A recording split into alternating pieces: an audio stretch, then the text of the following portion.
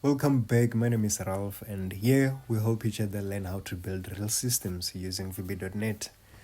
In the last lesson, we created our very first Windows Form application and we made a button display a message. Let's quickly break down the code we wrote before so that you can fully understand what's going on. Okay, so where's the code? Here it is. Let me zoom it a little bit so that you can see. That's much better. Okay, now let's first start with the first line, right? Public class form1. What does it mean? This line, it creates something called a class. This class is called form1, right? Think of a class as a container that holds your program's code. In this case, form1 is your main window, like your form in a Windows form. In a Windows app, right? Then the second line, the private subline. This is an event.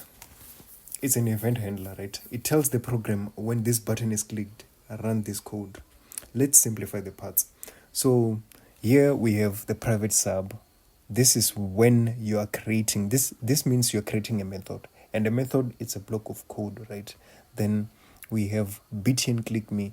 This right here is the name of the button we're clicking. Remember, last time I told you I'll explain what this means right here. Why you have to write here under the design name, why you have to write btn click me. This is how we're gonna tell this code. It's for a button called click me, right? And then this text right here, it's the one that's displayed here. Fine. Then let's move forward. Button click me, we are right here, right? The name, this is the name of the method. Yeah, your button, it usually matches the button name plus the event, right? Then handles, this part right here, handles btn dot click. This connects the code to the button click event. Okay, so in plain English, when the button called btn click me, it's clicked, right? It ran the code inside this block. So let's go to this part, sender as object and e as event args or arguments. Okay, these are parameters, right? It's extra info passed into the method. Like sender, it tells you which object triggered the event. In this case, the button. E, it contains the extra details about the event. So now for beginners, you don't really have to worry about this yet. They are standard and usually you just leave them like that. You don't really touch them. So every time your code, Visual Studio will generate it for you. You just have to leave it like that. Don't touch it. So, okay. Then we have message box here, right here. So this is a function, right? It's a built-in function that displays a pop-up message. And then this line, hello world, this is the line that's shown inside the pop-up message. So when the button is clicked, right, a small window appears saying hello world, and then that's it. This part, this end sub, this is how you close this method. This is just closing that method. It shows the end of the method. Then the end class, this part right here, it marks the end of your class. Okay, putting all this together, let's just try to run it one last time. Let's see. Okay, there you go. So when you click, it pops up this message right here. This little window shows up telling us hello world. So you can actually display anything you want right here. You can actually display anything using the message box built-in function. This one right here. So let's say you wanna display your name when the button is clicked, right? How do you do that? So let's double click the button again to take us back to the code editor.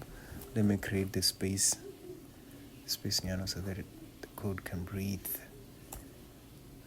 Okay. So when we're programming, right, we start by declaring a variable. So declaring actually means we're creating a variable, and a variable, it actually, it's something that, it's actually a container that stores data, right? So how do we do it? In VB.NET, we declare by saying dim. It's one of the ways we declare by saying dim. Let's say the name of my variable is gonna be my name as string. So a string, it's actually a data type, one of many data types. It tells the computer, or it tells the computer what kind of data type what kind of data we're gonna put. Like in this case, it's just a set of characters. A string is a set of characters, right? A combination of characters or numbers, alphabets and numbers, right? Okay, so it's gonna be dim. My name as string is equal to, my name is Ralph, right? Let me write my surname, which means be happy. Okay, so let's display it. We're gonna display it. I'll show you another way of using a message box function. We can just use a whole message box dot show. This is a new way of doing it. Message box dot show, and show my name. That I prefer using this way. Yes, okay. Let's try to run it by pressing start, and let's see. And there you go. Let's press click me, and then that's it. You can actually display a lot of things here, so let's try another way. Okay, so let's say you want to display something else, something more, right? Maybe your full name, your age, and the balance you have in your account. Maybe how do you do that? Fine, let's go back to the code editor and let's remove everything. First, like I said, we're gonna start by declaring our full name. My full name is string is equal to Takarani Ralph. I mean, you can always assign your a variable later, right? But for now, let's keep them assigning now. So you can say my age is integer.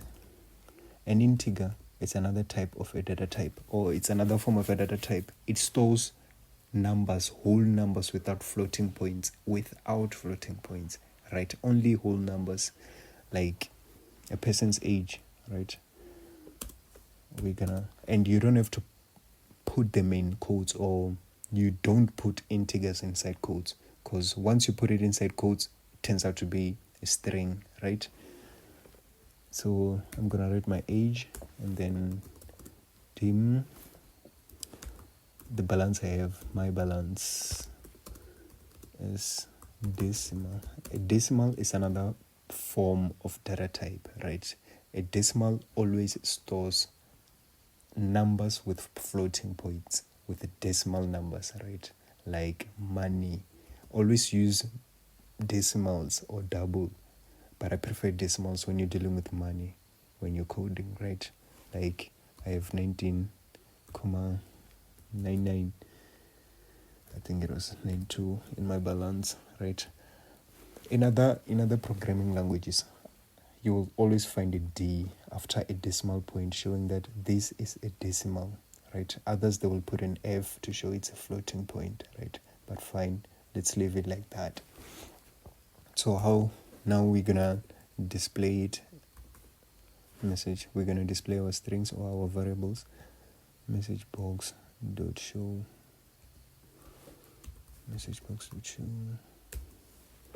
Let's say, and this is how we concatenate, or this is how we join our variables using an AND symbol, or that symbol, I don't know what to call it, but it's an AND symbol, right? And then let's concatenate my age. Let's write an A here so that it can be readable, a capital letter A. Yeah. Then let me put my balance. Okay, now let's display it and see how it looks like. So yeah, you can see that we have a problem here, a spacing problem. I will show you how to solve that. Okay, and let's put a meaningful text right there. Okay, so how we're gonna do that? To solve this, I'm gonna declare another variable. It's gonna be called my answer. As this is a string, and with this one, let me try to assign it later. And VB.NET or Visual Studio, it will always remind you when one of your variables is not declared with that green wavy line, right? Okay, so my answer is equal to, I'm assigning it to this string. It's gonna be